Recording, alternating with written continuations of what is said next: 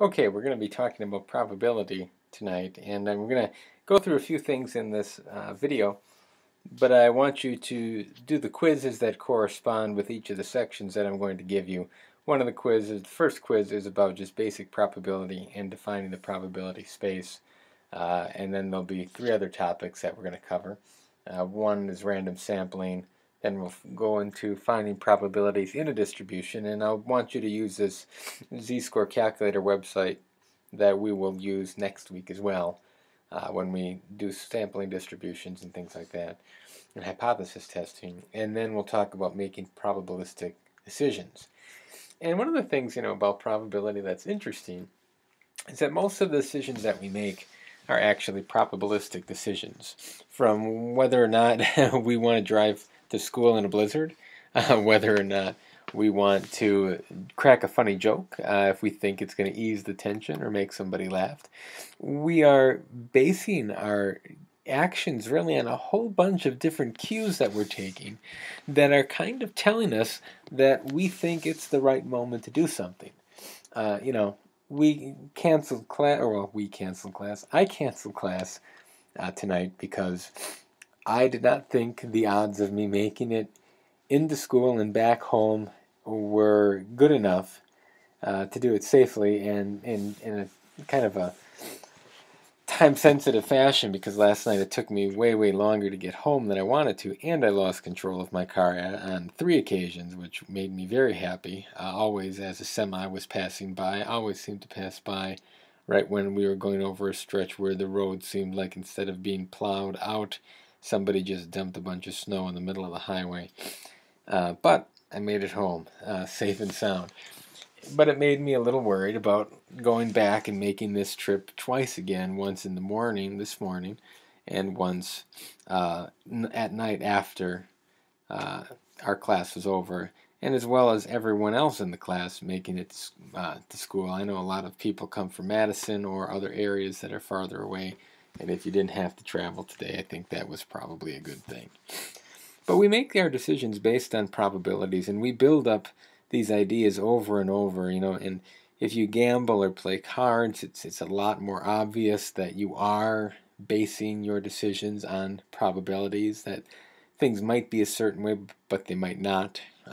If somebody ever asks you to marry them, or if you ever ask somebody to marry you, and you're involved in a proposal of some kind, the person doing the asking waited a while till, one, they thought they were sure. They're not 100% sure, but they thought they were reasonably certain that they want to spend the rest of their life with you. And secondly, they think there's a realistic probability that you will say yes. Otherwise, they wouldn't be asking.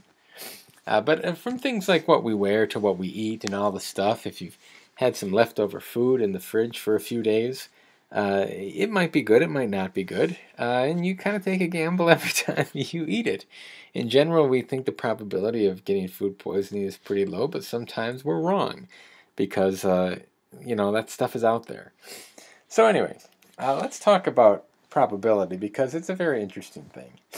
We're going to talk about first just the probability in the basic sense of how we calculate whether or not something is going to occur and the probability of that occurring. And the general equation is just the probability of A, or whatever I'm talking about, is the number of outcomes classified as A, or the thing that I want, divided by the total number of possible outcomes that exist. So a simple example that we typically use is the probability of heads is that if I have a two-sided coin, and I have a head and a tail, and assuming that I can't really land on an edge because it's rounded or the ground's shaking or something like that, that I can only get a head or a tail. Well, then the probability of me getting a head is that I have one outcome out of 2 possible outcomes. That's what I want. So the probability of me getting a head when I flip a coin is 1 out of 2, or 0.50. Probabilities are typically represented in decimal form, but I am just as happy with fractions. So you can give me whatever you think is prettier to look at or easier for you to understand. So examples in terms of 6-sided die. Actually, why don't I put this down here, because this is easier to look at. Probability of a six-sided die, you can get a 1, a 2, a 3, a 4, a 5, or a 6. Probability of getting a 4 is one outcome, right, out of these 6 possible outcomes. So my probability is 1 out of 6, or 0.1667. If I extend that to, instead of just one number, I say a category of numbers, and say that I want even numbers. Well, if I look at all my possible outcomes, I have a 2, a 4, and a 6 that are even. So I put those on top, and now 3 out of my 6 total options satisfy my condition of getting an even number. So my probability of getting an even number is 3 out of 6, or 0.5. I can also look at ranges of different scores. And I can say, what's the probability of getting a number greater than 3, say? And if I say greater than 3, note that 3 is not contained in that interval. If I say greater than 3, 3 doesn't count because 3 is not greater than 3. So I have to go up to the next number, the next possible outcome, which is 4. So I can get a 4, 5, or a 6, right? And again, out of 6 total possible outcomes, that gives me a probability of 3 out of 6, or 0.50. Now I can do the same things for a 1, for an odd number, or I can do it for a sum and say that I'm going to roll 2 dice and I'm going to look for just a sum of 4. Well, there are 3 ways that I can get that. I can roll a 3 on the or 1 on the first and a 3 on the second. I can roll a 2 and a 2. I can roll a 3 on the first and a 1 on the second. So when I think of that, then I have 3 possible outcomes out of 36 total. And we're going to get to how we got the 36 in a little while. But for now, we're just going to stick with this. So if I say, what are the probabilities for the following with a single die? If I say less than 2, well, that means I'm covering up everything that is 2 and above. So I have 1 out of 6. If I say less than 1, well, now 1 also gets covered up, and now I basically have 0 out of 6. If I say greater than or equal to 4, that means that 4 is included. So I have 3 out of 6 categories that are what I want. And if I say less than or equal to 6, well, now everything's included, because 6 is included, and everything less than 6 is included as well. Note that probabilities range between 0 and 1, with 0 being an impossible situation, like I can't get both heads and tails at the same time, or heads and not heads is usually how people say it. That's an impossibility. When I say that something has a probability of 1, I am saying that that is a certainty, that that is guaranteed, that will happen. So things that say something like, I will either get a 6 or I won't get a 6. And that's one of those is going to happen. And so the probability of both of those things put together is 1. It's guaranteed that I will either roll a 6 or I won't roll a 6. Now when I talk about the probability space, what I'm just meaning there is not just talking about a single event, but I'm really talking about all the outcomes that I have, and I'm identifying what are the probabilities associated with each one of those outcomes. So like with the die, it would be 1 out of 6 for each number, and I would, if defining the probability space, it would be 1 out of 6 for 1, and so on. We'll get to that in a minute.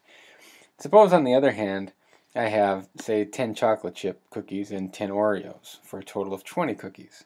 If I say what is the probability space for cookie type, well, 10 out of 20, or 0.5 of those are Oreos, and 10 out of 20, or 0.5 of those are chocolate chips.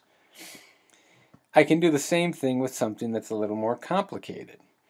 If you're not familiar with playing cards, and some of you probably aren't, they come in handy for a lot of different things, and people use them for probabilities a lot. We have 52 total cards, and the cards are separated into 13 different values ranging from 1 to 10, and then there's a jack, a queen, and a king, which are usually given values of 11, 12, and 13. I also have 4 different suits: clubs, spades, hearts, and diamonds. And I have basically two colors, black cards and red cards. So what I can do is, based on all these characteristics, I can kind of split up this this space, really, all these possible outcomes in a lot of different ways. The most simplest way would be to say, well, I want to split it based on card color, black versus red. Well, half of my cards are black, half of them are red, so the probability space would be defined by these two things. If I say card suit, right, now I have four different things because I have four different suits. Each one of those, though, has an equal probability, or takes up basically the same percentage of the total number of outcomes that are possible. If I say, on the other hand, I just want to identify by whether something's a 10 or not. And now what I've done is I've just said that I'm interested in things that are 10s. And that breaks it down into things that are 10s and things that are not 10s. So all my 10s, they're just 4 out of 52, represents a small part of the probability space. When I say the not 10s, well, now that represents 48 out of the 52 that exist that are not 10s. Likewise, I can say that I want to talk about face cards, and there are 12. These are the face cards with the people on them. That's what they're called, in case you weren't familiar with that. So I have 12 of these. So 12 out of the 52 are face cards. 40 out of the 52 are not face cards. If I want to pick out one card, the Jack of Spades, which is right here, well, I have basically a 1 out of 52 chance of getting the Jack of Spades, and 51 out of 52 of not getting the Jack of Spades, or getting something that is not the Jack of Spades. And I just rounded up to 0.2 there and down to 0.98. So that's kind of how you break up the probability space in this case. And that's really just for a single event. When we start talking about the probability space for multiple events, in other words, I have several events that I want to kind of gauge the probability, I have to start thinking with a little more complexity. And so if I flip a coin once, the probability space is just, right, 1 out of 2 equals heads, 1 out of 2 equals tails. And that's it. If I flip a coin twice, however, and I want to know what the outcome is of those two coin flips, I have to look at it a little more closely. Now, my first flip can give me a head or a tail, but my second flip can pair that head with another head, or it can pair it with a tail. Just like if I got a tail on the first flip, it could pair that tail with a head, or it could pair that tail with another tail. And when I look at the total outcomes that I could get, right, for two flips of a coin, to get two heads, I have a probability of 0.5. To get a head, then a tail, 0.25, or 1 out of 4. To get a tail, then a head, 0.25, and to get two tails is also 0.5. And so this is my probability space if I'm being incredibly detailed about it. Now, for multiple events, what we can see from this is that probabilities are, we basically multiply them to figure out what the probability of having two things happen. So when I have the probability of event A and the probability of event B, assuming that these two are not related to one another in any way, they're independent events, the probability of A and the probability of B getting both is just the probability of A times the probability of B. So if I say, what's the probability of me getting two heads in a row, right? Well, on the first flip, I can get a head or a tail. So I have a 0.5 chance of getting a head. And on the second flip, I also can get a head or a tail.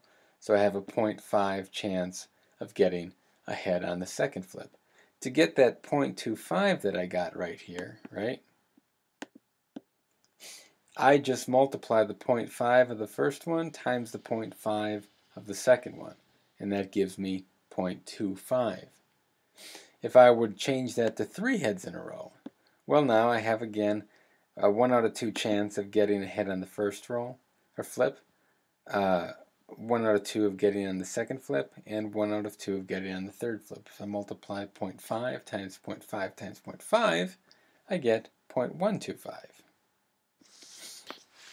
So, if I flip a coin 3 times, what's the probability space of that? What are my possible outcomes? If I roll a 1 6-sided die, or if I roll a single 6-sided die, what's the probability space of that? And if I roll 2 6-sided dice, what's the probability space? Now, if I flip a coin 3 times, right, I have 8 possible outcomes. When I flip one coin, I can just get a head or a tail. But that head can be paired with a head or a tail. And those 4 patterns that I have, 2 heads, head followed by a tail, tail followed by a head, and 2 tails, can be paired again with another head or tail.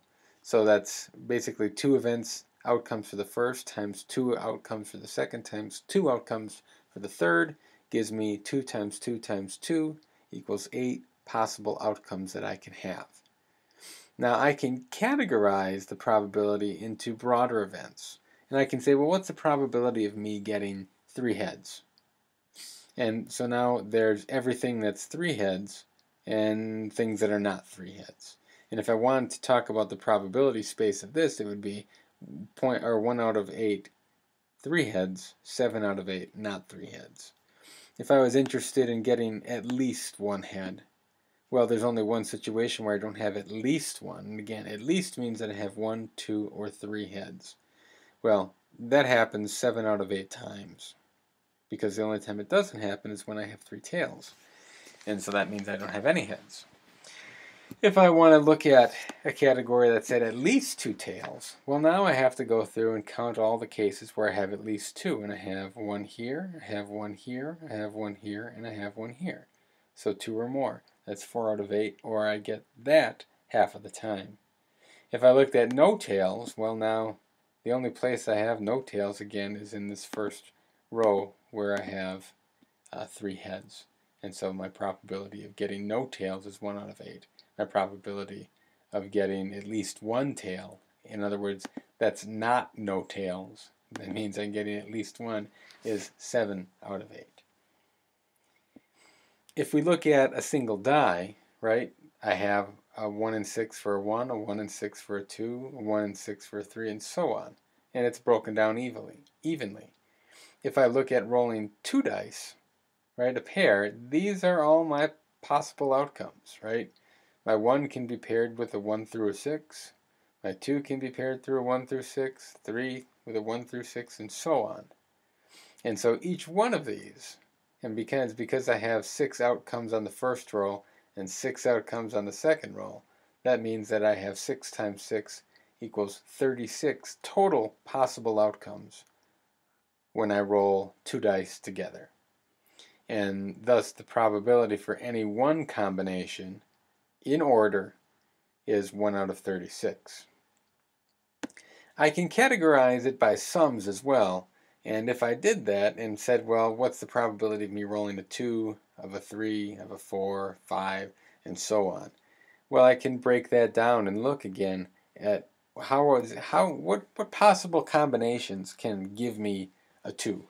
Well, there's only one. I need to get a 1 on both of them. If I say, what are the combinations of me getting a 3, again, now there are only 2. I can get a 1 followed by a 2, or I can get a 2 followed by a 1. For 4, there are 3 outcomes because now I have the doubles, and so on until I get to 7. And the probability of me rolling a 7 is 1 out of 6 times.